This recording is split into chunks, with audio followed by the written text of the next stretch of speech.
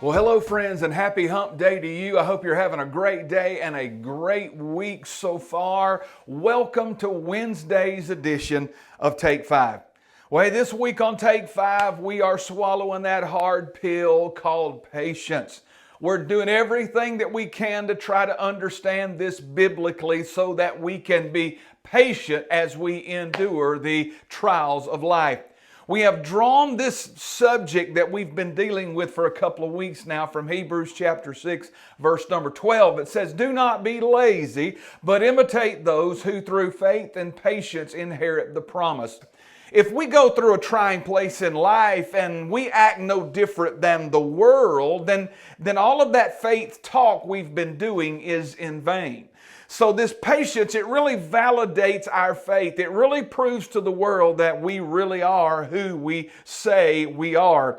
So the question then becomes, what does it take to have patience? If patience is what does that perfecting work in us and proves to the world that we have a real experience with God, what does it take then to have patience? And that's what we've been talking about. Last week, we learned that it was confidence. When I have confidence, it helps me endure the trials of life well. This week, we're talking about courage.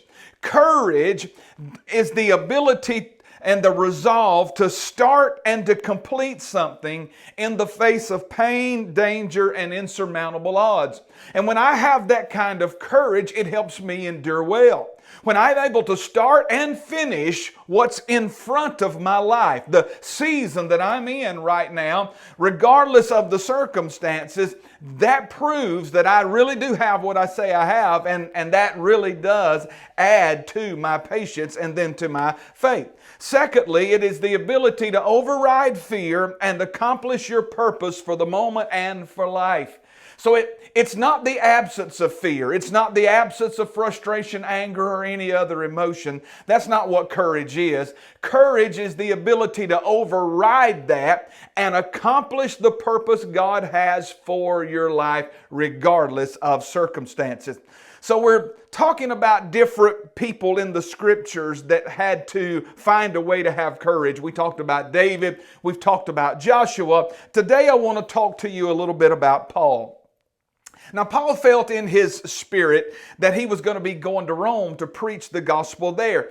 And not long after he felt that in his spirit, Jesus appeared to him through a vision or a word of knowledge or whatever the case was and told him to take courage because the journey that he was going to be on from Jerusalem to Rome was going to be very frightening.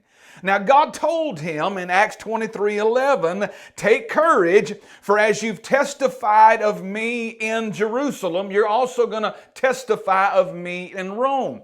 God told him nothing about the journey in between. He said, you're going from Jerusalem to Rome.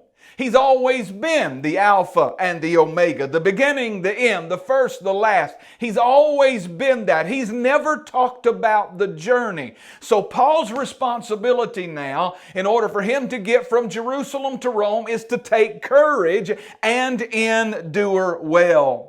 While Paul was being held prisoner in Jerusalem there, before he ever started that journey to Rome, 40 Jews swore an oath that they would not eat or drink until they killed him. Well, Paul's nephew heard about it and reported it to the chief captain, and the chief captain in turn sent 470 soldiers to guard Paul and escort him to the Roman province of Caesarea for Governor Felix to judge him. Isn't that just like God? 40 folks said, we're going to kill you, but God sent 470 to protect you. Now that's good knowing it now, but at first Paul didn't know that, and his responsibility was take courage.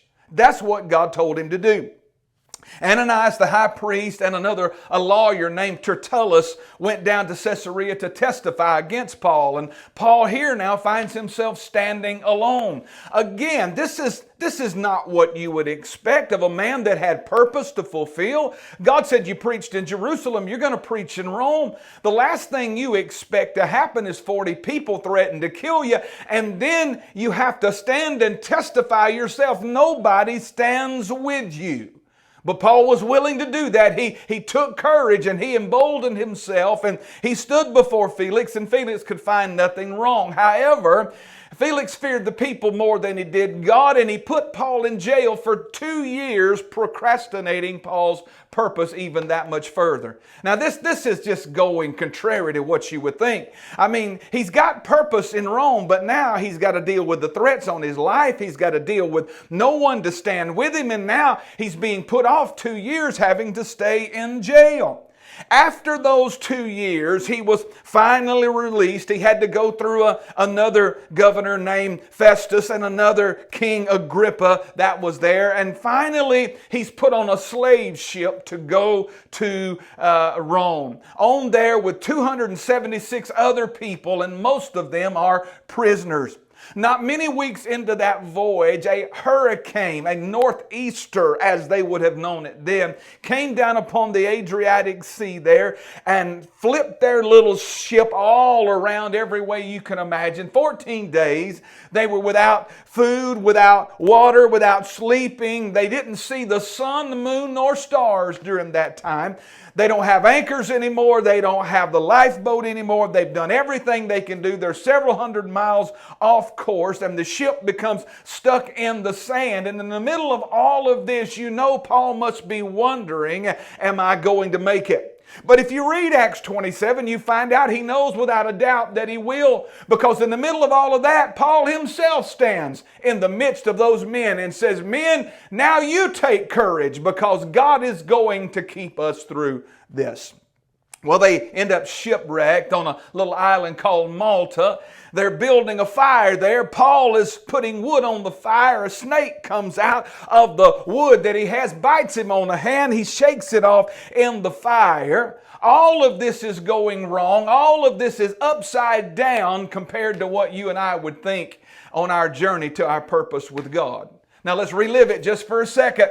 God said, you're going from Jerusalem to Rome. 40 people say we're going to kill you. Nobody stands for him. He's held up for 2 years there in jail. Then he ends up on a storm at sea. Then he ends up snake bit. But finally, friend, he gets to Rome, and he says in the first chapter of Romans, he said, I have had a successful journey here. Wow. What kind of great attitude is that? It took courage to be able to declare, I've had a successful journey. Hey friend, I don't know what you're going through right now or what's in front of you, but can I tell you something? If you will take courage, your journey will be successful, because God is not concerned about the in-between. He's concerned about the destination. Well, hey, I got to get out of here. I hope you have a great day today. I look forward to being with you tomorrow on Thursday's edition of Take 5. Until then, God bless you. Take courage, my friend. God will get you to where He said you're going.